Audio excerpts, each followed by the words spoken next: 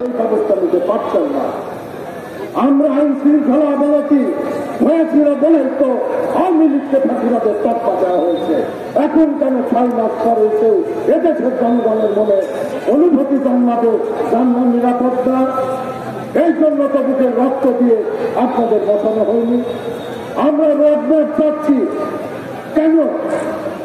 কারণ জনগণের সামনে আস্তে আস্তে কেমন যেন একটি কুয়াশা ভাব পরিলক্ষিত হচ্ছে। ফ্যাসিবাদ কোনোদিন নির্মূল হয় না।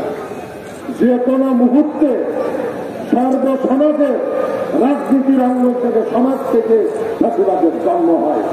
আপনারা যারা জানেন ৭১-এর যে যুদ্ধ, সমগ্র দেশের যুদ্ধ, বাংলাদেশের জনগণের যুদ্ধ, সেই যুদ্ধকে প্রথমে একটি দলের করা হয়েছিল, তারপরে একটি পরিবারের করা হয়েছিল, তারপরে একটি ব্যক্তির করা হয়েছিল। এই যে ব্যক্তি পরিবার দল, এইটাকে যখন